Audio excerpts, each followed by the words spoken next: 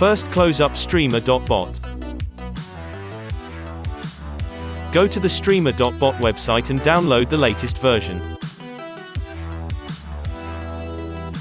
Make a copy of the data folder from your not updated Streamer.Bot install.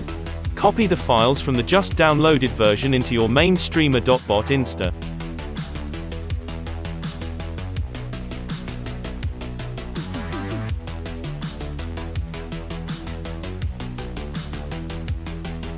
Open your Streamer.Bot, you can click Run anyway.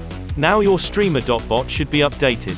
If you lost all your actions and settings, use the copy of the data folder that you just made and paste it in your Streamer.Bot folder. Now your actions and settings should be returned. If not, do this again and again. Thanks for watching.